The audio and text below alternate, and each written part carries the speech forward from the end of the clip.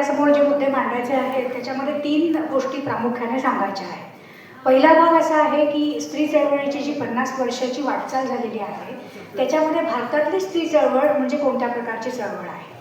दुसरा मुद्दा असा आहे की या स्त्री चळवळी आता ती कुठे आहे, ती लुप्त पावली आहे का, संपली आहे का, तिची गरज काही उरली आहे का, अशा प्रकारचे प्रश्न अनेक जण इथे उपस्थित करतात आणि कदाचित एक भ्रम तयार होतो की ही चळवळ आता संपली आहे आणि या चळवळीची आता गरज नाही आहे. कारण की फार आपल्याला आधुनिक प्रकारचं जीवन आजूबाजूला दिसतं आणि माध्यमांच्या मधनं किंवा एकंदर जग जे जागतिकीकरणामुळे एकत्र आले, जोडलं गेलेलं आहे, त्याच्यामुळे असा एक आभास निर्माण होतो की या संकल्पना, हे विचार बहुतांशी सगळ्यांपर्यंत पोहोचलेले आहेत. त्यामुळे या प्रश्नाचा विचार सुद्धा अतिशय आवश्यक आहे की स्त्री चळवळ संपली आहे किंवा तिची गरज नाही आहे असा जो एक सूर लावला जातोय त्याची आज कितपत खरेपणा त्याच्यामध्ये किती आहे किंवा त्याचा विचार आपण कशा पद्धतीने करायचा.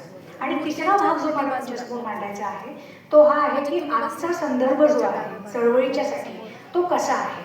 मुळामध्ये चळवळी, ही चळवळ ती चळवळ असं वेगळं करून पाहणं फारसं योग्य होत नाही असंही मला एकीकडे वाटतंय.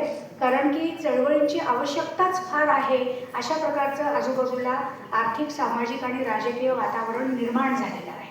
कारण लोकांनी जर लोकांच्या हक्कासाठी कोणत्याही प्रकारच्या झगडणं बंद केलं तर मग लोकांचं अस्तित्व, समाजाचं अस्तित्व कशा प्रकारे शिल्लक राहणार असा एक मोठा प्रश्न याच्यातून निर्माण होतो. त्यामुळे संदर्भ जर घ्यायचे असतील तर ते बहुतांशी प्रकारचे वेगवेगळ्या प्रकारचे संदर्भ प्रत्येकच चळवळीच्या अस्तित्वासाठी म्हणा किंवा तिच्या प्रगतीसाठी आवश्यक आहेत. एवढे सगळे आपण तर निश्चित 10-15 मिनिटांमध्ये बोलू शकणार नाही. सो काही 2-3 ठळक मुद्द्यांचा उहापोह किंवा त्याची चर्चा करण्याचा मी इथे प्रयत्न करेन. म्हणून ही पुढची 10 मिनिटं किंवा 15 मिनिटं आपण मला द्यावीत अशी माझी विनंती आहे. पहिला भाग असा की पाश्चिमात्य जगापेक्षा भारतातली स्त्री चळवळ अनेक अर्थांनी वेगळी राहिलेली आहे. एक त्याच्यातला मुद्दा प्रतिमाताईंनीच त्यांच्या भाषणामध्ये मांडला होता की आपल्याला एक ऐतिहासिक परंपरा आहे स्त्रीवादाच्या विषयाचं तोंड फोडणारी किंवा स्त्रियांच्या जीवनाचा निदान विचार करणारी आणि त्याच्यामध्ये असलेला जो काही अन्याय आणि शोषणाचा भाग आहे त्याला जाती परत्वे, धर्म परत्वे, किती वेगळे पण त्याच्यामध्ये आहे असे बारकावे सुद्धा मांडणारी वैचारिक परंपरा आपल्याला फुले आंबेडकर यांच्या माध्यमातून उपलब्ध आहे. अशी परंपरा बाकी ठिकाणी नाही. सो या परंपरेतनं आपण पुढे येतो, हा एक भाग झाला. दुसरा महत्त्वाचा भाग असा आहे की भारतातल्या स्त्री चळवळीनं वेगवेगळे प्रश्न हाताळले. त्या वेगवेगळ्या प्रश्नांच्या मध्ये इतके असंख्य प्रश्न आहेत, म्हणजे उदाहरणार्थ की वारसा हक्काचे प्रश्न असतील, बलात्काराच्या शिक्षेचे कायदे असतील, स्त्री भ्रूण हत्या हा जो फार ज्वलंत भाग आपल्याकडे आहे, सती आणि हुंडाबंदीच्या बद्दल काम स्त्री चळवळीने केले, चिपको आंदोलनासारखे पर्यावरणाच्या बद्दलच्या गोष्टी इथे झालेल्या आहेत, सतीच्या घटना आहेत, नंतर शहाबानवरचा अन्याय आहे आणि अगदी अलीकडच्या काळामध्ये जर आपण बघायला लागलो तर राष्ट्रराज्याचा उदय म्हणा किंवा नवीन राष्ट्रवाद जो उग्र आहे आणि नवा हिंदुत्ववाद जो अतिशय उग्र पद्धतीने आपल्यासमोर येतो आहे, या सगळ्या आणि त्याला आपण आपल्या जीवनकाळामध्येच त्या सगळ्यांचे साक्षी आहोत की हे कसे बदल पुढे घडत गेले. या सर्व प्रकारच्या प्रश्नांवरती मूलतत्ववादाचा प्रश्न, त्याच्यातनं स्त्रियांवर होणारा अन्याय आणि स्त्रियांच्या कोणत्या रूपकांना, प्रतिमांना त्याच्यामध्ये वापरलं जातं याच्याविषयी सुद्धा एका अर्थाने डॉक्युमेंटेशन किंवा आवाज उंच करण्याचं काम स्त्री चळवळीने केले. तर प्रश्नांचं हे वेगळेपण आहे. बरं, नुसतं प्रश्नांचं वेगळेपण नाही आहे, प्रश्न हाताळण्याचं सुद्धा वेगळेपण भारतीय स्त्री चळवळीने दाखवलेलं आहे. आता मी जेव्हा भारतीय स्त्री चळवळ असा शब्द वापरते ना त्यावेळेला एक स्त्री चळवळ माझ्या डोळ्यासमोर नाही. मुळात चळवळ म्हणून एक आकार असलेली सुद्धा गोष्ट माझ्या डोळ्यासमोर नाही. तर हे अनेक बिंदूंचा एक समुच्चय निर्माण झालेला आहे आणि छोट्या छोट्या गटांनी, छोट्या छोट्या ठिकाणी, छोट्या छोट्या स्थानिक प्रश्नांना घेऊन सुद्धा जे काही कृती कार्यक्रम केले आणि त्याच्या पाठीमागे जो वैचारिक आधार त्यांना भक्कमपणे मिळाला होता त्या सगळ्यांच्या प्रयत्नांना एकत्र करून त्याला आपण स्त्री चळवळ असं म्हणतो आहोत. कुठलीही एका ठिकाणची, एका विशिष्ट कालखंडातली किंवा एखाद्या विशिष्ट प्रश्नाची चळवळ म्हणजे स्त्री चळवळ असं मला इथे अजिबात माझ्या बोलण्यातनं ध्वनित करायचं नाही आहे. तर प्रश्न वेगळे आहेत, परंपरा वेगळ्या आहेत, विषय वेगळे आहेत, प्रश्न हाताळण्याच्या पद्धती देखील वेगळ्या आहेत. कशा वेगळ्या आहेत तर अगदी आता आपण एका बालगंधर्व रंगमंदिरामध्ये हे साहित्य संमेलन घेत आहोत. हे इथे नाटकं होतात, सगळ्यांना आपल्याला माहिती आहे. तर नाटकांचा सुद्धा वापर स्त्री चळवळीने केलेला आहे. नाटकाच्या फॉर्मचा वापर केला आहे. नाट्यप्रयोगाच्या घटनेच्या वेळेला चर्चा, 4 सारखं नाटक कदाचित आपल्या लक्षात असेल, चर्चा झालेल्या आहे. शाळा कॉलेजेसमधनं संमेलनं होणं, तिथे चर्चा होणं हे आपल्याला अपेक्षित आहे. पण एखाद्या नाट्यगृहात सुद्धा नाटकाचा प्रयोग संपल्यानंतर स्त्रीच्या प्रश्नांच्या बद्दलची चर्चा होणं ही एक वेगळी घटना आपल्याला म्हणता येईल.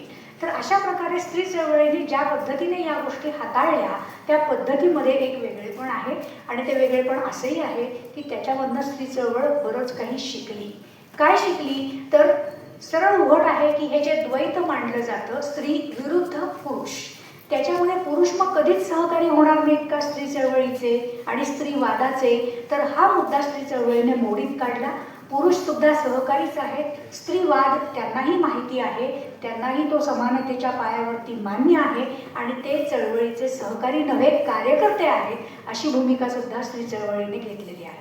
त्यामुळे प्रश्नांना भिडण्याची पद्धत, मग ती निदर्शनं, धरणे, मोर्चे, पोस्टर प्रदर्शनं, गाणी, नाट्यप्रयोग, वेगवेगळी चर्चा संमेलनं, सरकारी धोरणांमध्ये हस्तक्षेप, सरकारी अधिकाऱ्यांच्या बरोबर काही काम करणं, अशा विविध अनुषंगाने स्त्री चळवळीने काम केलं. सो मुख्य मुद्दा असा की भारतातल्या स्त्री चळवळीला स्वतःचा असा एक आकार आहे, स्वतःचं असं एक स्वरूप आहे आणि स्वतःची अशी एक काही त्याच्यामधून निर्माण झालेली संकल्पनांचा दस्तावेज भारतीय स्त्री चळवळीकडे आहे. तो कसा आहे, काय आहे हे समजून घेण्याचं काम आपण यथावकाश करावं. त्याच्यासाठी आत्ता इथे आपल्याला वेळ देता येणार नाही. एक फक्त उदाहरण तुम्हाला सांगते. विभूती पटेलांनी हिंसाचाराचा प्रश्न स्त्री चळवळीने कसा हाताळला याच्याविषयी एक फार चांगला लेख लिहिलेला आहे. आणि त्या लेखामध्ये त्यांनी असं सांगितलं की हिंसाचाराचा प्रश्न याच्याविषयी जनजागृती, त्याच्यानंतर प्रत्यक्ष त्या प्रश्नाच्यासाठी कायदे घडवून बदलून किंवा नव्याने निर्माण करून आणण्याचं काम, त्याच्यासाठी आवश्यक तो दबाव निर्माण करणं, सरकारी हस्तक्षेप, राजकीय पक्ष, सरकारी अधिकारी यांच्याबरोबरच्या चर्चा, हे एवढं सगळं जरी झालं तरी प्रत्यक्ष पोलीस चौक्यांमध्ये काय होतंय, न्यायालयीन प्रक्रियांच्यामध्ये काय होतंय, माध्यमं याचं वार्तांकन कसं करतायत याच्याकडेही स्त्री चळवळीने लक्ष केलं. पुरुषांना आपले सहकारी म्हणून, मदत करते म्हणून त्याच्यामध्ये निमंत्रण दिलं, त्यांना खंदे समर्थक बनवण्याच्यासाठी सुद्धा अवकाश एका प्रकारे दिला. पण हिंसाचाराचा प्रश्न इतका मोठ्या प्रमाणात बदलत गेला की पुढे नारी अबला नाही, नारी सबला आहे अशी जेव्हा घोषणा याच्यातनं निर्माण झाली त्यावेळेला त्या घोषणेचा अजून एक वेगळाच राजकीय वापर अगदी आपल्या डोळ्यांच्या समोर झालेला आपण बघतो. ते म्हणजे नारी शक्ती. आणि नारी शक्ती म्हटलं की शक्तीच्या साठीची म्हणून जी काही देवतांची प्रतिमा वापरल्या जातात त्याचा एक धार्मिक ध्रुवीकरण करण्याच्यासाठी सुद्धा वेगळाच वापर पुढे राजकीय शक्तींनी केला. त्यामुळे हिंसाचाराचा प्रश्न हे इतकं उत्तम आणि चपखल बसणारं उदाहरण आहे की भारतातली स्त्री चळवळ त्याच्यातनं काय शिकते, ती तो प्रश्न कसा हाताळते, त्याच्यासाठी जनजागृती कशी करते. इतकीच ही कहाणी संपत नाही, तर त्यातनं निर्माण झालेल्या संकल्पनांचा वापर करून पुढे त्याचे राजकीय फायदे कसे निर्माण होतात आणि दोन प्रकारच्या समाजांमध्ये या आमच्या भगिनी गृहिणी, त्या तुमच्या भगिनी, त्या तुमच्या धर्मातल्या स्त्रिया, अशा प्रकारचं ध्रुवीकरण सुद्धा त्याच्यामध्ये कसं पुढे घडून आलं. खास करून राष्ट्रवाद उग्र होण्याच्या काळामध्ये किंवा हिंदुत्ववादाचा नव्याने उदय होण्याच्या काळामध्ये त्याच्याविषयी सुद्धा विभूती पटेलांनी त्यांच्या लेखामध्ये, तर ते तुम्ही जरूर कधी तुम्हाला जमेल त्या वेळेला नक्की तुम्ही वाचा. पण हा एक मोठा विश्लेषणाचा भाग आपल्याला विभूती पटेलांच्या याच्यामध्ये दिसतो. चळवळीमध्ये काही कच्चे दुवे पण राहिलेले आहेत. असं नाही की चळवळ सगळं काही समजून घेऊनच सुरुवात झाली. चळवळीचं शिक्षण चळवळीद्वारेच झालेलं आहे. आणि त्याच्यामध्ये गेल होमवेटनी एक व्याख्यान दिलं होतं दिल्लीमध्ये आणि त्याच्यामध्ये त्यांनी एक फार चांगला मुद्दा असा दिला होता की राजकीय पक्ष आणि राजकीय समाज आणि सभ्य समाज असं दोन प्रकारचं त्यांनी वर्गीकरण केलं होतं. आणि त्यांचं म्हणणं असं होतं की राखीव जागा मिळाल्यानंतर जे काही गावोगावी महिला सरपंच झाल्याच्या घटना घडल्या त्या जर प्रत्यक्ष तिथे जाऊन पाहिल्या तर त्या महिला सरपंच नसून पती सरपंच नावाचं, ज्याला अनकॉन्स्टिट्युशनल म्हणता येईल असं नवीनच पद निर्माण झाल्याचं आपल्याला दिसतं. आणि प्रत्यक्ष कारभार कोण हाकतायत तर त्या महिलांच्या मागे पुरुषच हाकतायत घरातले, असं आपल्याला चित्र दिसतं. तर त्यांनी असा प्रश्न विचारला की मग काय उपयोग झाला.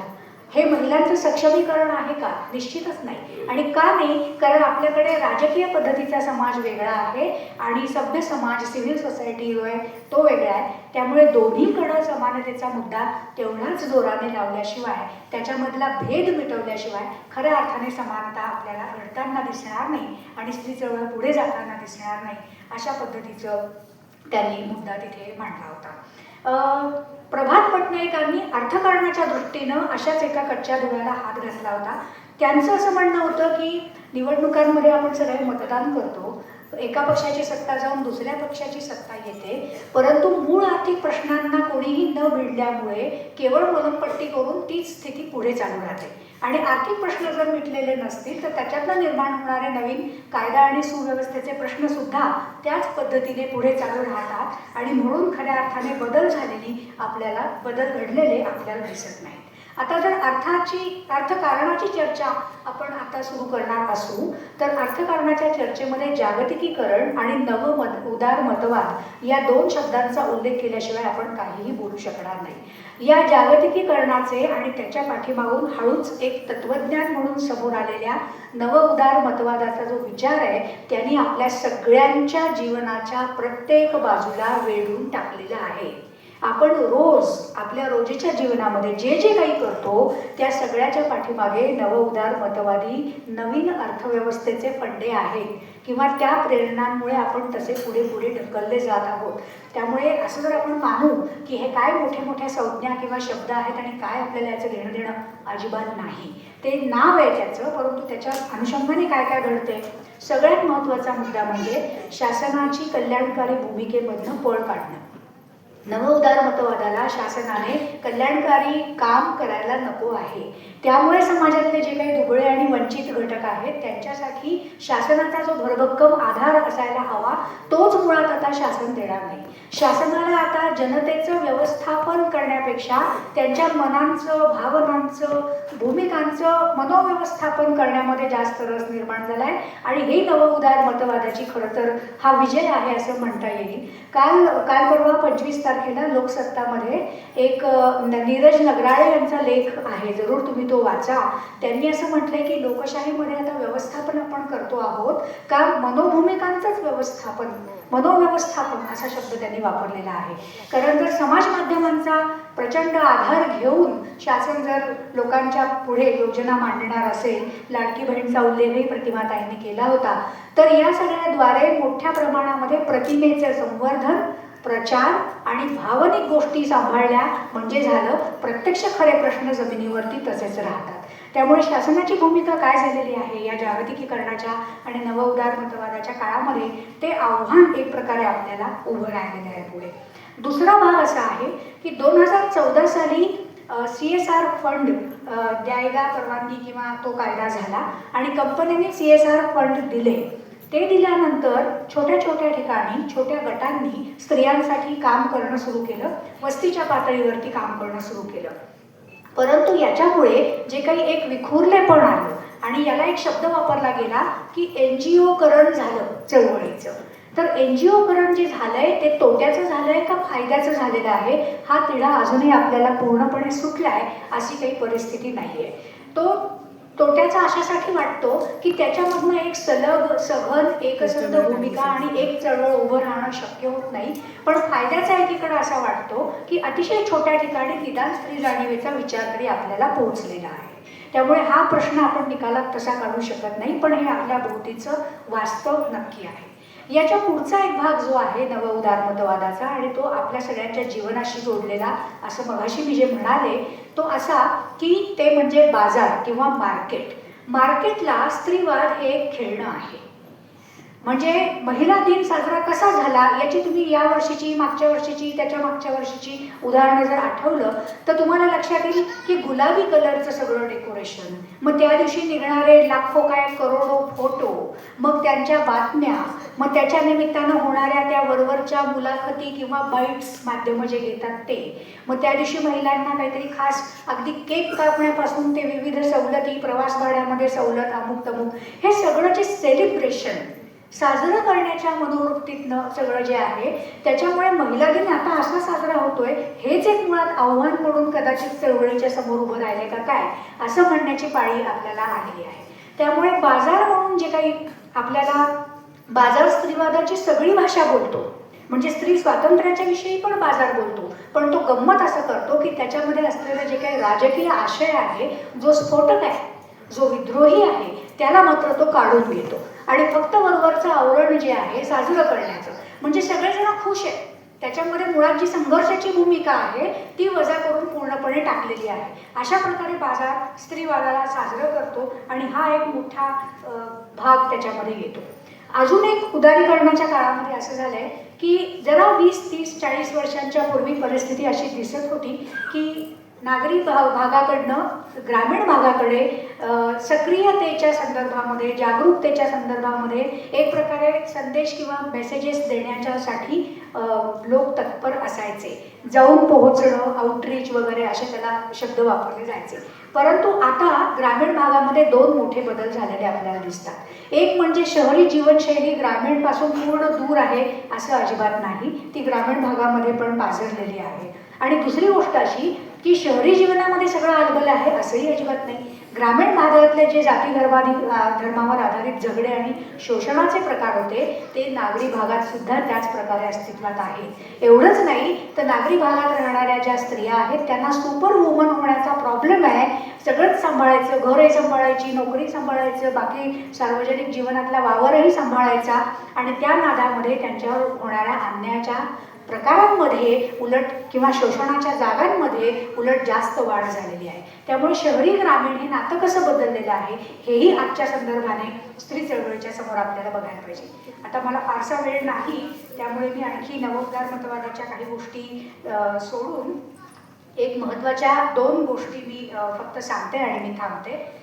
जी काही आव्हानं आहेत त्याच्यामध्ये एक भाग असा आहे की मला असं वाटतं, हे माझे विचार म्हणून मी मांडते, आपण जाणते आहात, आपला अनुभव मोठा आहे, आपण जरूर याचा विचार नंतर करावा की स्त्री म्हणून ओळख ही स्त्रीवादाची जर मुख्य गाभा असेल आणि स्त्रीत्व म्हणजे काय, जेंडर आणि सेक्स या संदर्भातला संकल्पनातला फरक स्त्रीवादी चळवळीने लक्षात आणून दिला की स्त्री म्हणून जन्मत नाही, तिला स्त्री म्हणून समाज घडवतो.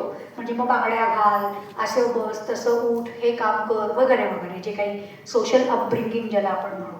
पण मला असं वाटतं की स्त्रीने आता स्वतःची ओळख फक्त स्त्री म्हणून सांगू नये, ती नागरिक म्हणून सांगणं अत्यंत गरजेचं आहे.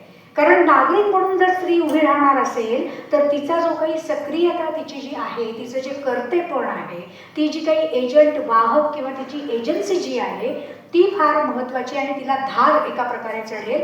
कारण स्त्रियांचे जे प्रश्न आहेत ते एका क्षणामध्ये देशाच्या निम्म्या, आदर्श पद्धतीने बोलायचं तर निम्म्याला निम्मी लोकसंख्या म्हणूया स्त्री पुरुषांची, निम्म्या लोकसंख्येचे प्रश्न होतात. म्हणजे तुम्ही बालगंधर्वपासून पुणे शहरामध्ये चालत जा आणि बघा कुठे सार्वजनिक स्वच्छतागृहांची सोय आहे स्त्रियांच्यासाठी. अगदी इतक्या साध्या गोष्टी पासून आपल्याला सुरुवात करता येईल. त्यामुळे नागरिक असल्यानंतर स्त्रियांना धोरणांमध्ये हस्तक्षेप करणं, नागरी सुविधांची मागणी करणं, त्याच्यानंतर विविध प्रकारच्या क्षेत्रामध्ये पुढारलेपण मिळण्यासाठी अवकाश निर्माण करणं, या सगळ्या गोष्टींचा जो संघर्ष आहे त्या संघर्षाला एक वेगळं वजन प्राप्त होईल असं मला वाटतं. त्यामुळे नागरिक असण्याची गोष्ट स्त्रीने विसरू नये इथून पुढच्या कालखंडामध्ये आजच्या संदर्भाने, असा एक भाग. आणि शेवटचा एक मुद्दा मला असा मांडायचा आहे, अनेक वेळेला प्रश्न आणि त्याच्यावर आधारित उभारलेले लढे संपून जातात आणि मग सगळं काही शांत होऊन जातं. अशा कितीतरी घटना आपल्याला कितीतरी चळवळींच्या बाबतीत सांगता येतील. स्त्री चळवळ ही याला अपवाद नाही आणि म्हणूनच मध्ये असा जर एकदम असा शांत पिरियड, एक शांत कालावधी आला तर मग प्रश्न निर्माण होतो, अरे हे सगळं संपलं की काय. तर विचार इतके हलके नसतात की जे संपून जातील, हे आपल्याला निश्चित लक्षात ठेवायला पाहिजे. आणि म्हणून इथून पुढे स्त्रीवादाने किंवा स्त्री चळवळीने व्यवस्थेचा विचार जास्तीत जास्त मोठ्या प्रमाणात केला पाहिजे. त्याच्यातला दुसरा एक फायदा आहे की जे अगदी समोर ठळक पद्धतीने शत्रू दिसतात तसं दिसण्याच्या पाठीमागे, त्यांच्या पाठीमागे उभी व्यवस्था काय आहे आणि ती व्यवस्था आपल्याला कशी नाचवते आहे याचं जर आकलन झालं तर आपण जे काही संघर्ष उभारणार असू तो त्या व्यवस्थेच्या विरुद्ध असेल. माणसामधला संघर्ष, माणसामधलं विभाजन, ध्रुवीकरण याचे फार वाईट परिणाम सुद्धा आपण सर्वांनी आपल्या देशाने भोगलेले आहेत. तेच आकलन इथून पुढच्या काळात जेव्हा ज्ञानाचा स्फोट झाला असं म्हणतात, इंटरनेटमुळे म्हणा किंवा समाज माध्यमांच्या उपलब्धतेमुळे म्हणा, जर संपर्क करणं अत्यंत वेगाने आता होऊ शकत असेल तर मग व्यवस्थेचं स्वरूप समजावून घ्यायला काय अडचण आहे. आणि व्यवस्थेचं स्वरूप समजावून घेणं मात्र तितकं सोपं नाही. त्याच्यामध्ये 2 ठळक अडचणी आहेत. एक म्हणजे त्याच्यासाठी आपण चांगलं आणि चिकित्सक पद्धतीचं वाचन करायला पाहिजे, आणि दुसरी गोष्ट म्हणजे याच्यातल्या बहुतांश गोष्टी आपल्या भारतीय भाषांमध्ये निर्माण होण्याच्या ऐवजी आपल्या दुर्दैवाने म्हणा किंवा काय पण इंग्रजीमध्ये निर्माण होतात. त्यामुळे इंग्रजीचा अडथळा ओलांडून त्या चिकित्सक विचारांपर्यंत, जगभरातल्या विचार प्रवाहांच्या पर्यंत आपल्याला पोहोचायला पाहिजे आणि व्यवस्थेचं आकलन आपल्याला वाढवायला हवं. मी एका महाविद्यालयामध्ये शिकवते आणि हा मुद्दा त्यामुळे माझ्या अतिशय जवळचा आहे, कारण वाचन संस्कृती लोप होताना मी विद्यार्थ्यांच्या मध्ये बघते आणि तेवढ्यापुरतं तेवढं असं करून त्यांचं सोडून देण्याची जी वृत्ती आहे त्याला ते फार गोंडस नाव देतात की आमचा चिल ॲटिट्यूड आहे. पण तो ॲटिट्यूड काही उपयोगाचा नाही, कारण ते प्रश्नांना भिडतच नाही आहेत. आणि त्यामुळे आपणही अशाच पद्धतीची आपल्या उर्वरित काळामध्ये जर चूक करणार असू तर ती खरंच महागात पडेल, कारण की आता कोणतीही गोष्ट स्थानिक राहिलेली नाही आहे, ती जवळपास जागतिक बनलेली आहे, ग्लोबल बनलेली आहे. आणि त्याची पाळंमुळं मी टू सारखी कॅम्पेन तुम्ही आठवा काय झालं होतं त्या संदर्भामध्ये. तर अशा पद्धतीने वेगाने पसरणाऱ्या या गोष्टी असतील किंवा आत्ताचा जो नवा झुरळाला घेऊन झालेला सगळा सोशल माध्यमांवरचा गोंधळ आहे तो जर आपण बघितला तर हे वेगाने पसरणाऱ्या गोष्टींच्या मागे व्यवस्थात्मक आकलन असणं हा आजचा संदर्भ आपल्याला आवश्यक आहे. हे मांडणी सगळी फार पूर्ण झाली असं काही माझं म्हणणं नाही आहे, दावाही नाही आहे. अनेक मुद्दे आहेत, पण वेळेच्या मर्यादेमध्ये जेवढं बसू शकलं तेवढं मी आपल्यासमोर विचारार्थ म्हणून ठेवलं आहे.